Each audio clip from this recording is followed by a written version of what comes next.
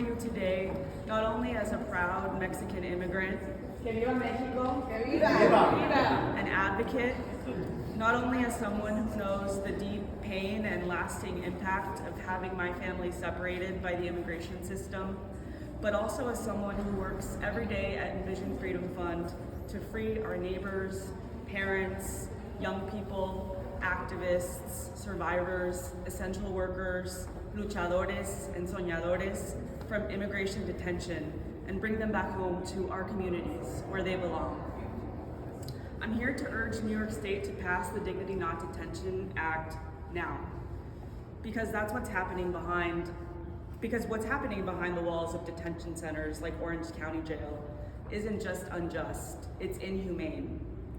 Let me tell you about Mr. K, a man who we supported, who spent nearly 4 years in immigration detention, first in Louisiana, then in Orange County. He describes Orange County Jail as hell. Guards mocked him, calling him Mr. MS-13 to humiliate him. Emboldened by the new administration, they wore MAGA hats and told Mr. K and other people at OCJ to go back to your effing country. They labeled Mr. K a gang member simply because of where he came from and the clothes he wore, a tactic that we've seen again and again against Central Americans and now Venezolanos. Let's be clear, this isn't about public safety. This is about power, control, and profit. Mr. K fought for years to stay, to survive, and in the end, he was deported. Today, he's struggling to heal from the trauma and abuse he endured right here in our state's immigration detention system. And he's not alone. I have yet to meet one person who has left detention unscathed. Entire families are traumatized. Our communities are weakened. This is what our tax dollars are funding.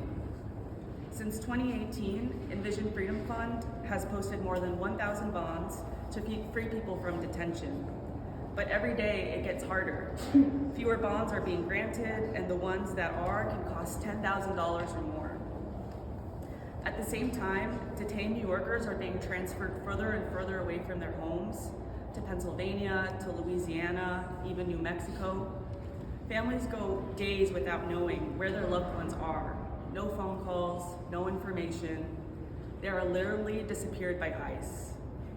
Meanwhile, counties like Nassau and Broome are doubling down on their cooperation with ICE, detaining and transferring even more people, making it harder for them to stay safe, to stay connected, to stay in this country. Yet in the face of all of this, people who have been through detention are bravely speaking out, even while facing retaliation. They are the ones leading this fight for freedom. Woo!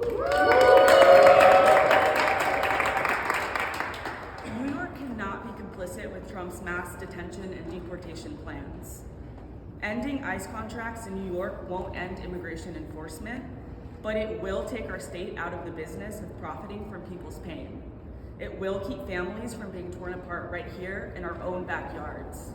It will send a message that immigrants deserve freedom and care, not punishment and abuse. That New York values dignity over detention.